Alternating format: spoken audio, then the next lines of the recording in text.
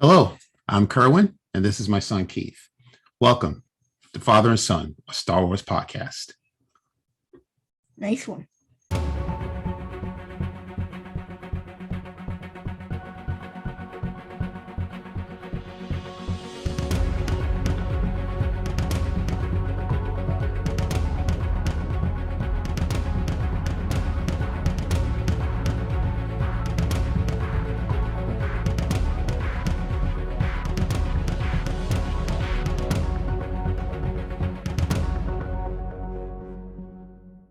Thank you for joining us. This is our spoiler review of Star Wars The High Republic, Out of the Shadows by Justina Ireland. Let's get into it. So, Sylvestri Yarrow runs her family cargo business on her road, but times are tough and money is even tougher to get. She's in debt and her creditors are looking to collect. But while she's in hyperspace, she gets suddenly forced out. This turns out to be an attack by the Nihil. She flees in an escape pod. Once she gets to Coruscant, she has to part ways with her crew, Nihil and M227. But when she arrives on Coruscant to notify the Republic, nobody takes her claim seriously. But while she's there, she meets Xylan Graf, grandson of matriarch Justina Graf. The Graf family are rich and powerful. They run some of the hyperspace lanes in that time. Xylan knows all about the incident with Syl and the Nihil, and even though Syl is pretty sure that this is the Nihil's fault, Xylan is going to pay her lots of money for her to lie to the Senate and say that the incident was not related to the Nihil, but rather a hyperdrive malfunction. See, the problem with that is Xylan wants that sector for himself, the Mourning sector. He thinks he says it's a, quote, vast, unoccupied area of space, even though he knows the Nihil are in that sector. But Syl thinks she can make some quick money off of Xylan and meets with Senator Garrus Starros of Hosnian Prime.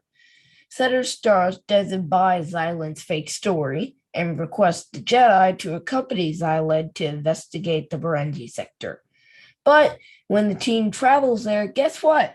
They run into the Nihil, and Sylvestri uncovers a secret. Spoiler alert!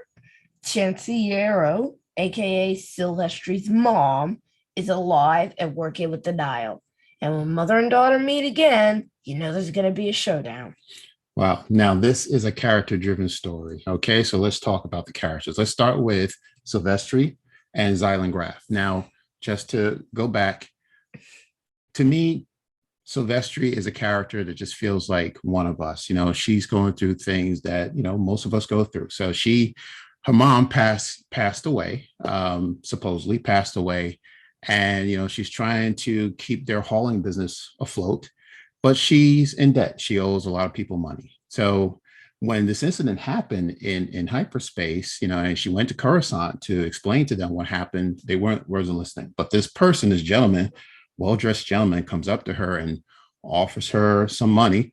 Well, there you go. So that's, you know, exciting for her. You know, the idea of getting out of debt is exactly what she's looking for. Right. Yeah, right. And she takes this gentleman on his offer. But, you know, we find out more about Xylan Graf, that he is a part of this powerful, wealthy family. And, you know, powerful, wealthy family like this, they're only out for themselves. You know, they're greedy. They want to own some sections of space.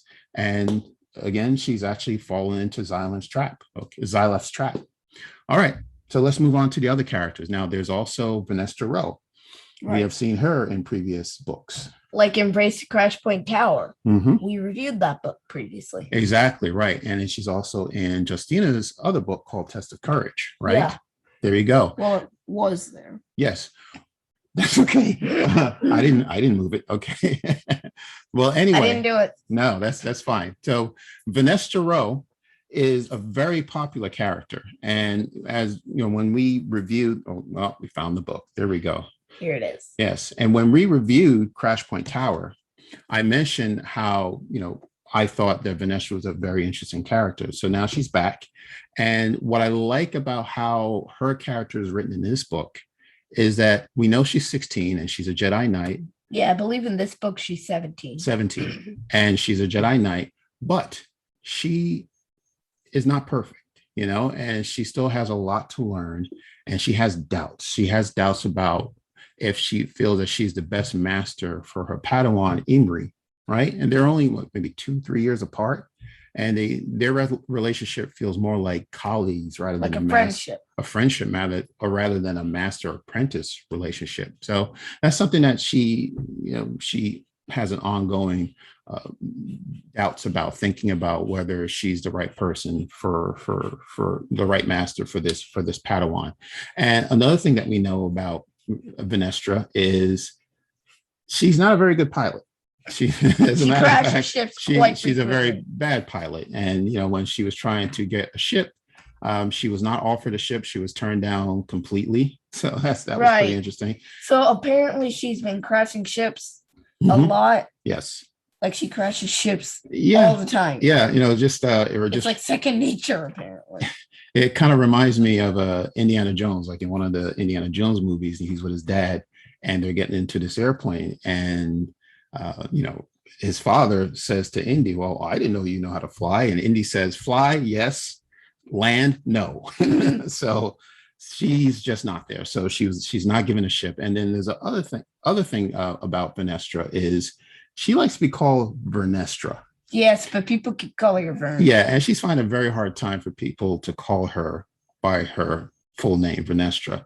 And I remember when Syl and Vernestra met for the first time, and they're talking, and so Sylvestri kept saying Vern, Vern, Vern, Vern, and then Vernestra said, "Okay, I'd rather be called Vernestra." And then Syl says, "All right, Vern, now," and she just keeps on going, as if don't do that to people. Yeah, she just didn't hear.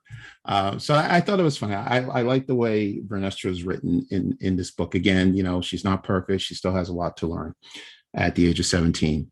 Chancey Yarrow. Now, Chancey Yarrow is the mother of Sylvestri Yarrow, and what I don't understand is, it's kind of cruel that this loved one that you thought was gone now suddenly appears. Play a trick on you. Right. Yeah. That was just not a nice thing to do for her daughter. And of course her daughter never do that to somebody. Yeah. You shouldn't. Well, I don't see any reason to do that. But Chancey Yarrow apparently is this super smart scientist and understands how the hyperdrive weapon works, and she's working with the Nihil. And now that we're talking about the Nihil, let's get on the topic of the Nihil. They're an organized crime group, right? They're just there to bring terror and destruction. They're actually in the Crash Point Tower book as well. But one thing I noticed about the group is they don't really trust each other.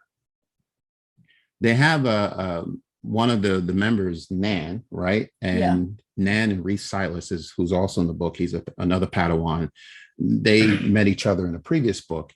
She is now working for the Nihil, Nan, and apparently she was supposed to be in charge of watching over Chancey Yarrow, but the tables turned very quickly. Basically, Chancey Yarrow ended up watching over Nan. Right. Chancey Yarrow was actually the one giving orders and putting Nan in her place.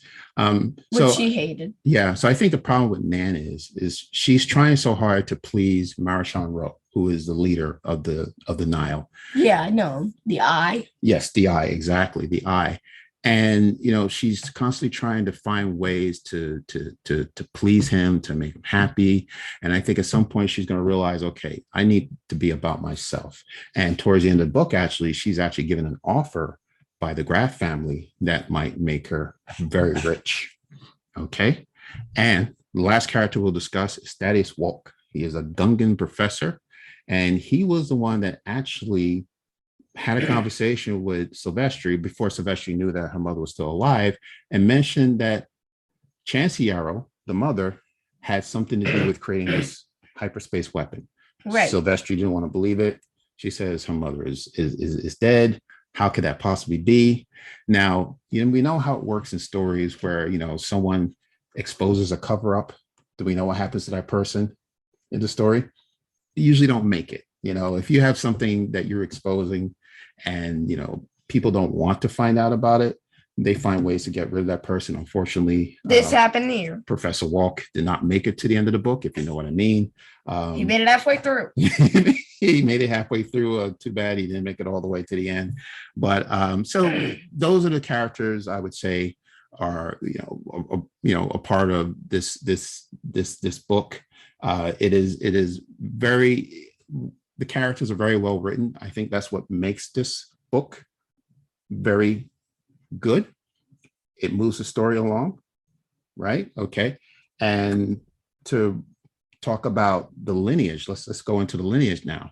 We're talking about the legacy of the names, right? So we have the Graf family. Right. Now, they are in this book series called Adventures of Wild Space. Mm-hmm. It is my favorite book series in Star Wars and in general. Nice. So the main characters are Milo and Lena Graf, who are descendants of the Grafs we see in these books. That's exactly right. Yeah. So the wealthy Graf family had these cartographer descendants. Right. Have the descendants as a family team. Right. Then next is the Santekkas. Mm-hmm. Lord Santekka was in The Force Awakens. Correct. He was working with Poe Dameron, giving him these codes, I believe. To find Luke Skywalker, right? Right. So now one of his ancestors, Marie Santekka, was also instrumental in creating this hyperspace weapon. So she was also in the book. And by the way, the Grafs and the Santekkas have this big feud where they're fighting each other for lanes. For space, yes. Right. Exactly. Basically, one wants to be wealthier than the other, but they can't. It's a rivalry. Exactly. Right. So they're very rich. Yep. Very powerful, and they every once in a while they clash. And last up is Staros. Gira Staros has a daughter named Avon, who's in this book. Test of Courage. Yep. Yeah. Mm-hmm. But their descendant is Sana Staros from the comic books. Right now. She's, quote, married to Han Solo. Well, that was the storyline that we had in the past, which was pretty good, which was not really true, but she pretended to be Han Solo's wife. But currently in the comic book series, she's in Dr. Aphra. Yeah, a part of Dr. Aphra series. So how about that? So it's all connected, Yeah. 200, 300 years of family and relationship. So very good. All right. Overall, thoughts about the book? Well, if you're looking for something that's very character driven, this is the book for you. I agree. It has a lot about the characters. Mm-hmm. Mm-hmm. I agree. And that's what really makes the book, once again, the characters, they're very well written, and we hope to see them again in the future, in future books or comics. Right. So looking forward to it.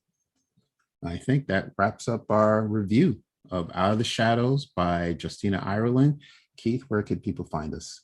So we're on Apple Podcasts, Spotify, Stitcher, Radio Public, Amazon Music, Audible, Google Podcasts, or wherever you get your podcasts. Okay. And we're also on YouTube. Please subscribe to our YouTube channel. We have a website. Mm-hmm. It's called fatherandSonGalaxy.com. Mm-hmm.